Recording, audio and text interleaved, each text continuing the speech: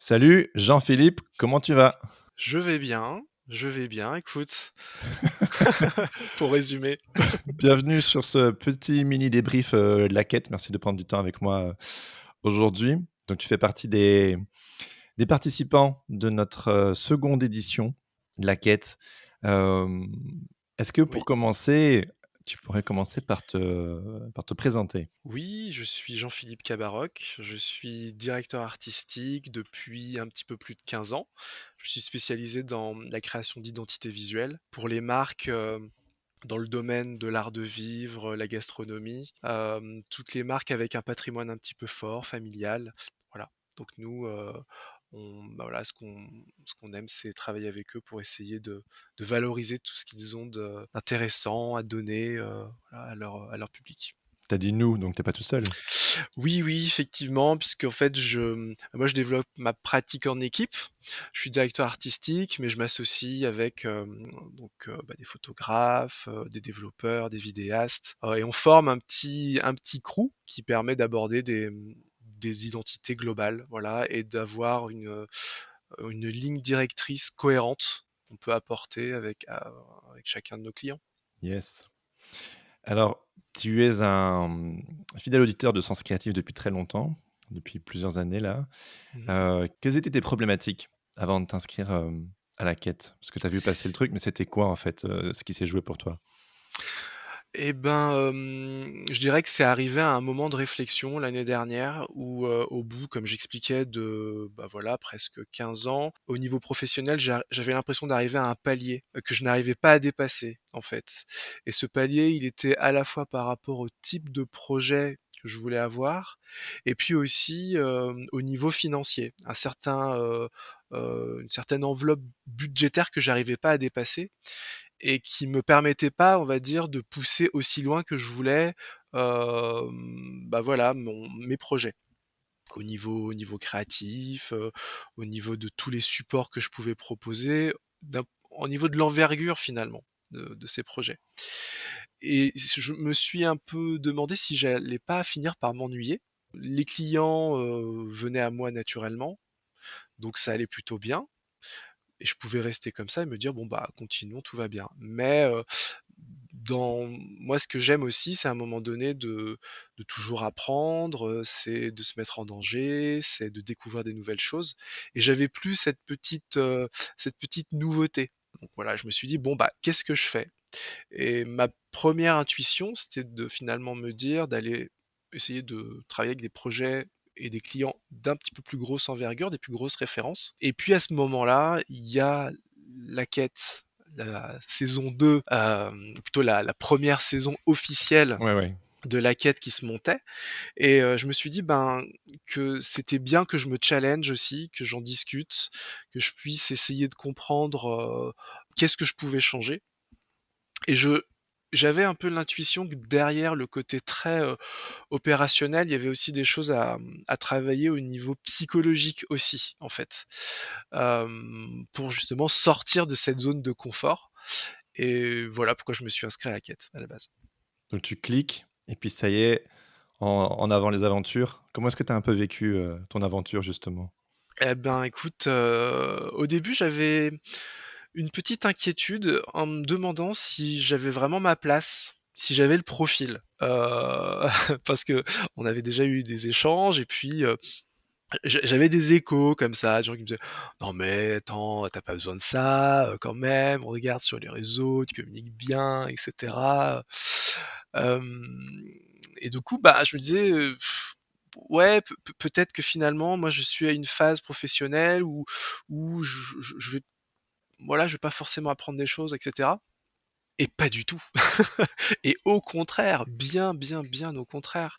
Non, j'ai appris énormément de choses avec la quête et bah, j'ai suivi l'aventure, d'abord avec, bah, ces doutes et puis après tous ces questionnements sur moi-même, tout ce que j'ai découvert et puis aussi, chose à laquelle je ne m'attendais pas forcément, c'est, bah, la force de la communauté, Mmh.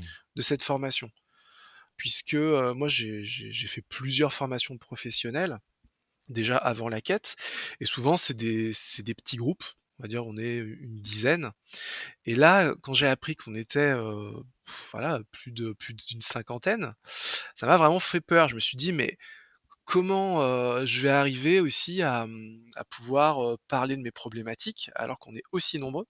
80 même pour être précis, Voilà, je 84. j'avais en tête 90, je me disais: «Non, mais c'est pas autant», mais finalement on n'est pas loin. Ouais, Et il se trouve que j'ai été, agréablement surpris par, la façon dont, était organisé en fait ce grand groupe en mini groupe pour, bah, en fin de compte tout à fait, aborder, ces problèmes, en discuter avec son petit groupe. Et ça, je dirais que c'était vraiment, la formule, inattendue qui m'a beaucoup aidé et qui m'aide encore aujourd'hui puisque, on continue d'être en contact, avec notre groupe.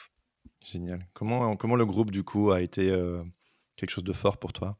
Et ben, en fait, ce qui était très agréable, c'est que, tu vois, au quotidien, on est amené à discuter, en fait, de son travail avec, des collègues, la famille, et cetera. Mais on a toujours un peu peur de les saouler, quoi, parce que, ben, ils ont pas forcément le temps disponible, c'est des choses qui sont des fois, bah, nous, nos questionnements sont pas forcément, toujours comprises par la personne qui est en face de toi, parce qu'elle est pas forcément à la même phase, parce qu'elle a pas la même expérience, parce qu'elle fait pas le même métier, enfin, ou pas la même sensibilité tout simplement. Et en fait, moi, ce que j'aimais avec ce groupe, c'est que, eh ben, on est là justement pour se saouler les uns les autres, j'ai envie de dire, et c'est accepté, quoi. Et on se saoule pas du tout, bien sûr, je dis ça en rigolant, mais c'est, bah, on a vécu la même expérience. On a tous fait cette formation, on sait finalement par quoi on est passé, et toutes les questions qu'on a, les autres peuvent le comprendre. En même temps, il n'y a pas du tout de jugement, on peut montrer ses peurs, ses doutes, donc finalement, on peut tous être vulnérables dans ce groupe, et bah, ce qui nous permet de nous révéler vraiment nous-mêmes, et en fin de compte, de mettre le point sur ce qu'on peut travailler. Donc c'est à la fois, bah, je trouve intéressant pour ce côté confiance, on se sent vraiment en confiance, et à la fois ça nous motive parce qu'on est là pour se soutenir, se donner des conseils, et voilà, c'est vraiment un espace qui est super riche pour ça. Tu as utilisé le mot, du moins la suite de mots, s'autoriser à être vulnérable. Je sais que ça a été un shift pour toi ça. Ouais, complètement, complètement. La vulnérabilité, c'était peut-être quelque chose que je soupçonnais pas forcément, tout son pouvoir, la force qu'il pouvait y avoir derrière. C'est quelque chose qu'on peut s'autoriser à être un petit peu plus dans le milieu, personnel, familial, mais sur le côté professionnel, bah, moi j'avais un petit peu cette image enfin, j'avais l'impression qu'il fallait toujours se montrer, voilà, au top, sûr de soi, on sait où on va, et cetera. Mais en fait, je pense que, de montrer aussi que on est des gens normaux, qu'on peut avoir des questions, on peut avoir des doutes, on peut se tromper, et ben, c'est pas forcément quelque chose qui sera, pas rassurant, en Mmh. fait, vu de l'extérieur. Étant donné que je travaille aussi, enfin voilà, on est dans le domaine de la création, c'est très lié à la sensibilité finalement. Et je pense que le lien, que j'ai avec mes clients, il se base aussi sur la confiance, en tant qu'être humain qu'on peut avoir, et de montrer, notre sincérité. Je pense que ça peut que renforcer aussi la confiance. À partir du moment où on est honnête, en fait, où on cache pas les choses. Mais la vulnérabilité, en fin de compte, voilà, c'est pas forcément de la faiblesse, quoi, en gros. Et ça, oui, c'est une des choses que j'ai retenues aussi de cette formation, et qui est très liée finalement là aussi au psychologique, Mmh. mais qui trouve un lien dans le business, quoi. Ouais. Tu as dit tout à l'heure que tu as fait des découvertes sur toi. Tu peux nous en partager quelques-unes? Oui, ben, tout à l'heure, je te disais que pour pouvoir, franchir ce palier, j'avais le sentiment que je devais mieux me connaître. Et souvent quand on n'arrive pas à dépasser certains seuils au niveau de sa vie, c'est parce qu'on a des blocages. Enfin, on peut découvrir qu'on a des blocages sans s'en rendre compte, et comprendre qu'on a ces blocages, ça nous permet de les dépasser finalement. Si on n'a pas conscience des murs qui sont devant nous, bah, on sait pas comment les franchir en fin de compte et moi ce que j'ai appris, alors ouais un petit, un petit exemple sur la quête, c'est ma crainte, de mener en fait un Ah, groupe, une équipe. intéressant. Mmh mh. Voilà. Je me suis rendu compte que c'est quelque chose que je faisais de manière naturelle, sans forcément le formaliser, mais tout d'un coup, de devoir le dire, de devoir dire: «Bah, voilà, je suis le leader d'une équipe», c'est vraiment un truc qui me tétanisait. C'est vrai? Mais vraiment, OK. c'est ma névrose, quoi, tu vois? C'est vraiment un truc de, parce que j'avais cette image du leader comme quelqu'un qui étouffait, qui empêchait les autres de s'exprimer, comme si le simple fait de le dire allait me transformer en en un gars toxique, alors que c'est quelque chose qui se faisait naturellement, en fait et que, comme je t'expliquais le donc moi je me suis construit autour d'un studio de création. C'est quelque chose que j'assume aujourd'hui, grâce à la quête notamment, qui était déjà là, mais qui n'était pas formulé. Et en fin de compte, le fait de le dire, j'ai l'impression qu'à la base, ça ne posait de problème qu'à moi, mais que quand j'en parlais avec l'équipe de freelance avec qui je travaille depuis plusieurs années, de ben, en gros, il y a rien de nouveau, quoi. Oui, c'est le cas et tout va bien. Mais de le dire, ça veut dire aussi, que Kabarok, c'est plus mon nom, c'est une entité en fait, il y a des gens derrière et voilà et faut faire un petit travail sur soi-même. Pour certains, c'est pas un problème. Bah, moi, c'était mon problème et je l'ai travaillé quoi, aussi grâce à la quête et ça va mieux. Tu m'envoies ravi. Oui, tu as conscientisé quelque chose qui était déjà là et ça t'a amené à te responsabiliser d'autant plus, même si c'était déjà là, mais ça c'est comme une sorte d'autorisation à faire ce qui est déjà naturel, quoi. Mmh. C'est ça, ouais. Alors j'ai noté qu'il y a aussi un autre il y a un module qui t'est resté en tête, c'est celui sur, la quête de la transcendance pour sortir du lot. En quoi ça t'a Alors, c'était un des premiers modules, hein, je crois, mmh celui-là. enfin, je pense que non, la quête de la transcendance, c'était plutôt, dernier tiers, notamment avec la taverne avec Tiffany Cooper, Stand the fuck out. Alors, alors, je sais pas si c'est ce module-là, D'accord. tu me diras, mais en tout cas, il y en a un, mais tu vas me dire c'est peut-être lui, hein, parce que je n'associe plus toujours les exercices avec les titres des modules, qui sont aussi très imagés, tu vois? Donc, il y a un module qui m'a vachement, intéressé et tu vas voir, c'est marrant parce que là aussi on s'éloigne finalement du pro, mais bon, on y revient à un moment donné. C'est toute une série d'exercices qui nous a aidés à, prendre conscience de ce qu'on aimait quand on était petit, en fait, ce qu'on faisait, tu vois? Tous nos trucs, que ça pourrait être, bah, moi j'adorais, j'avais la collectionnite, aiguë, moi, j'adorais dessiner, je sais pas, sur les tables en classe ou, j'étais tout le temps quelqu'un qui aimait aider les autres, tu vois? Enfin, plein de petites choses comme ça qu'on était petit, de se dire: «Bah, en fait, on cherche à savoir qu'est-ce qu'on a de différent pour se positionner», tu vois? En tant que professionnel, on se dit: «Bah, il faut se démarquer», donc il faut chercher son positionnement et souvent on se dit: «Bon, bah, c'est une page blanche, mais qu'est-ce que je suis moi au fond?» tu vois? Mmh. Et on est là, on se dit: «Ben, qu'est-ce qu'on a de différent?» Et ce qui est vachement intéressant avec cet exercice-là, c'est que ça m'a fait prendre conscience que qui on l'est depuis tout petit, tu vois? Et on se dit: mais bon sang, mais oui, mais ce que j'aime faire là dans ce travail, ah ouais, mais quand j'étais petit à la maternelle, j'étais pareil en fait, c'est ce que je faisais», tu vois? Et beh, j'ai trouvé ça super touchant de remonter finalement dans son enfance, de faire des petits, voilà, des petits voyants comme ça, de l'allumer dans son enfance, se dire: «Ah bah oui tiens, j'aimais ça, j'aimais ça, j'aimais ça, j'aimais ça» et en fin de compte se dire: «Ah bah OK, bah je comprends pourquoi aujourd'hui j'ai plus une inclinaison à aller dans cette direction et en fait je devrais y aller à fond puisque depuis tout petit c'est un truc que je kiffe quoi». Donc ça c'est, ouais c'est parmi les éléments que je retiens de la quête. Alors je ne sais pas si c'était dans, la transcendance, mais bon ça me semble être quand même assez Ouais, cohérent ouais. là-dedans. Finalement, c'est une sorte de grand voyage pour, faire une sorte de gros câlin avec soi-même et puis se dire, «Allez, on y va, pleinement», quoi. Mmh mh, mmh. Voilà.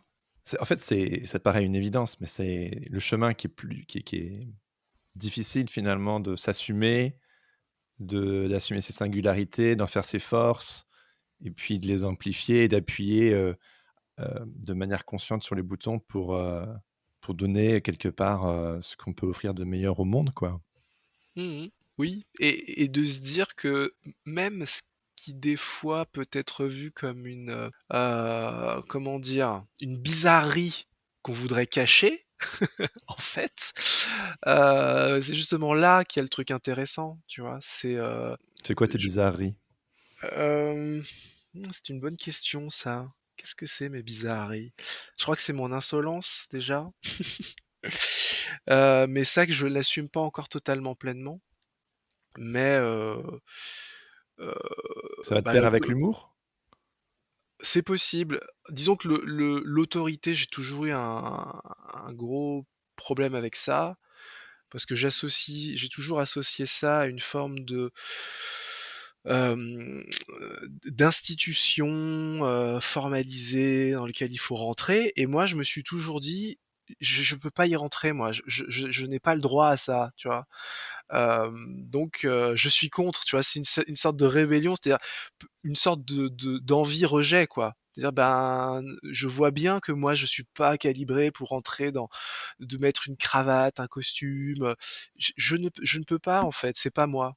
Et comme finalement, ben, dans la société on considère que ça c'est un peu la norme, alors bien sûr de moins en moins, mais petit, voilà, c'était un peu ce que je me disais, et ben j'ai construit une forme de rejet, d'insolence, et c'est un truc qui m'est un petit peu resté, et c'est vrai que, j'ai ce truc des fois de pousser un petit peu les gens dans leur retranchement, et dans mon métier, ça se traduit par, poser des questions à mes clients qui vont les faire réfléchir sur des choses qui des fois sont pas forcément cohérents, en fait.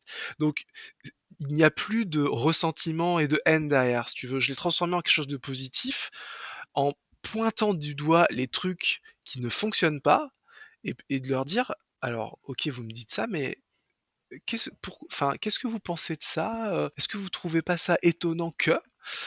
Pour justement, aider les gens qui travaillent avec moi de développer leur positionnement finalement, de leur aider à être eux-mêmes, et être eux-mêmes, c'est justement pas forcément, ressembler à son voisin, quoi. Voilà. Ouais. Finalement, c'est aussi, pousser tes clients à assumer leur singularité. Ouais, c'est ça, tout à fait. C'est exactement ça. C'est quoi, les moments qui ont été un peu, compliqués pour toi pendant la quête? Le Ben, de tenir le rythme, de pouvoir, voilà, tout simplement, faire les exercices, se poser les questions, se remettre en question, d'écrire, et de s'y tenir. Je pense que c'était important de le faire parce que, il y a un rythme qui est quand même d'une semaine à l'autre assez exigeant. Il fallait le faire parce que très très vite on pouvait après, lâcher, et puis après quand tu lâches le train, c'est très difficile après de raccrocher les wagons. Donc c'est plus le côté organisation, et voilà, c'est essentiellement ça en fait. Et puis je pense aussi, c'était la peur de pas être complet. Je peux avoir ce côté, tu sais, c'est un peu comme, voilà, je fais beaucoup de jeux vidéo, je joue beaucoup aux jeux vidéo, et il y a différents profils, et moi je suis du genre à vouloir faire toutes les quêtes annexes, tu vois? Et là c'était un peu ça, je me dis: «Non, il faut vraiment que je fasse tout, et cetera». Mais ce que j'ai appris aussi, c'est que c'est pas grave si on fait pas tout, et que, on en retiendra toujours aussi quelque chose. Et tu vois, aujourd'hui, j'applique des conseils, il y a des choses qui me restent, et c'est une substantifique moelle, en fait, de cette formation, et je sais que ça va infuser en moi, et s'il y a des choses que j'oublie, c'est pas grave, voilà. Et il faut moi, ce que j'ai appris, c'est ça aussi, c'est d'être indulgent avec soi-même, de se dire: «Tu as une bonne intention, tu veux y arriver, il y a des choses que tu vas oublier, il y a des choses que tu vas louper, et ben, c'est pas grave. Si c'est pour se mettre malade à la sortie, c'est finalement pas positif, quoi.» Et Et j'ai évolué là-dessus tout au long de la formation et ça va bien aussi aujourd'hui. Comment tu vois l'année à venir avec tout ce que tu as appris? Je la vois, et ben, c'est à la fois, je dirais la peur de l'inconnu. Voilà, c'est l'aventure, quoi. C'est un nouveau chemin. C'est, Bilbo qui dit, «Oui, je pars à l'aventure», quoi. Et donc il y a de la nouveauté, il y a du démarchage, qui est pour moi quelque chose d'assez nouveau parce que comme j'expliquais tout à l'heure, les clients venaient naturellement. Et aujourd'hui, je me dis: «Bah non, il y a des clients avec qui je veux travailler, donc Tu bah, il faut choisis? y aller. Il faut Ouais. affronter le dragon, quoi». Et mais en fait, je me dis: «La fin de l'année ne pourra être que géniale, en fin de compte». Parce que, quel que soit le résultat, et ben, c'est des nouveaux apprentissages, c'est un nouvel enrichissement, c'est de nouvelles rencontres.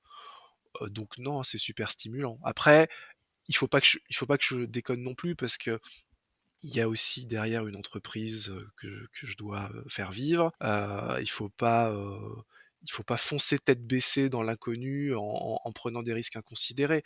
Donc, pour moi, toute la stratégie, ça va être de trouver la bonne jauge entre là où j'ai ma zone de confort et où je sais que je vais pouvoir mener la barque avec assurance, mais en me laissant aussi des petites poches d'eau comme ça dans lesquelles je plonge et puis bah, je sais pas ce que je vais découvrir. Voilà. Donc pour moi, c'est ça mon année. Tu dirais quoi à quelqu'un qui nous écoute là et ça le titille, mais il hésite peut-être à participer? Qu'est-ce que tu lui dirais? Ben, je lui dirais que il a déjà la possibilité de se renseigner finalement sur les gens qui ont participé. Donc moi, je lui dirais de poser des questions. Tout simplement, si on doute, il faut vraiment, aller voir les gens en fait, hein. C'est comme, quand tu es dans une école et tu pas sûr, bah, tu fais une journée porte ouverte. Donc c'est un peu ça. Et souvent ce qui est stimulant, tu vois? Moi ce qui est marrant, c'est que, je forcément tu fais ce genre de formation, tu en parles autour de toi. Les midis, et les collègues, tu sais, là, tu sors, ils te voient totalement retourné, donc tu en parles. Et le fait d'en parler, ça donne envie à d'autres, tu vois, de s'inscrire. Et je pense que c'est via l'échange que tu te dis: «Non mais là franchement ça a l'air super», donc voilà, faut juste demander et puis ça permettra de se rassurer. C'est stylé parce que dans tout ce que tu dis, finalement, c'est remettre le choix au milieu, tu vois? Genre, te réapproprier ton choix, le choix des clients, le choix même des personnes qui écoutent. C'est tu restes dans c'est quelque chose de très responsabilisant, je trouve, ce que tu décris. Bah écoute, ouais, j'aime pas l'idée de forcer la main, en fait. Ça, c'est un truc. Alors voilà, ça c'est un truc, mais c'est limite une tare, hein, par certains côtés. C'est-à-dire que je suis quelqu'un qui n'insiste pas, en fait. Mais à tel point, comment dire? Mais ça, c'est la peur du refus aussi. Donc, dès que j'ai le moindre signe de, ben, c'est non, bah, je m'en vais. Mais c'est pas bien non plus. Je pense qu'il faut pas non plus être trop comme ça. Je pense que quand on croit en quelque chose et quand on pense qu'on peut aider aussi quelqu'un, des fois il faut montrer qu'on veut pas le lâcher, quoi. Voilà. Après, à un moment donné, bon, faut lâcher l'affaire, mais faut pas non plus totalement abandonner au moindre petit signe négatif, parce que des fois, il y a des gens qui ont peur, tout simplement, et ils ont besoin, en fait, qu'on insiste un petit peu pour qu'à un moment donné, ils réfléchissent, quoi. Et ça, c'est un truc sur lequel aussi j'aimerais travailler, tu vois. Mais ce démarchage, c'est finalement ça que je vais travailler. C'est de me dire, ne t'arrête pas au premier refus, ne t'arrête pas au premier non, à la première non-réponse, tu vois. Et moi, je le vois de l'autre côté par rapport aux stagiaires. Alors, s'il y a plein de gens qui veulent faire des stages chez moi, ils vont tous taper à la porte là par rapport à ce que je vais dire. Mais il y a des stagiaires, ils sont tellement c'est pas insistant au sens relou, mais tu sens qu'ils ont tellement envie, en fait, de travailler chez moi que, en fait, je me dis: «Mais, ben, voilà, cette énergie qu'ils déploient, je les vois différemment d'un coup». Et il va y avoir toute une masse de personnes qui vont me faire des offres que je vais mettre un petit peu dans la même moyenne équivalente, dire: «Bon, ouais, là vraiment, je vais leur faire une réponse». Je réponds toujours aux stagiaires qui me demandent, aux étudiants qui me demandent des demandes de stage, mais j'ai pas toujours le temps. Je suis pas disponible, mentalement, tu vois? Et je sais que voilà. Et puis à un moment donné, il y a quelqu'un qui va émerger comme ça, et alors qu'il y en aura à 10, je leur dire: «Je n'ai vraiment pas la disponibilité», et c'est vrai en fait, je ne l'ai pas. À un moment donné, il y en a un, il a tellement envie, il fait des choses tellement différemment, je vais me dire: «Bah, j'ai envie de me rendre disponible pour», tu vois? Et moi, j'ai envie qu'il y ait des clients qui disent la même chose de moi. De dire: «Mais lui, il a l'air tellement de vouloir nous apporter un truc, j'ai envie de travailler avec lui, quoi». On en revient, au fait de sortir du lot. Voilà, en étant soi-même, en fait, en C'est étant ça. soi-même. En Tout à fait. en s'autorisant, d'aller au max sans non plus abuser, mais simplement, juste pleinement soi, sans en faire des caisses, mais juste pleinement soi, c'est déjà toute une aventure. Finalement, c'est le voyage de la quête, hein, c'est le voyage du héros de s'autoriser ça. Merci Jean-Philippe, merci pour ton temps, merci pour ton retour, ça fait chaud au cœur d'entendre, donc merci à toi. Merci, À bientôt. salut.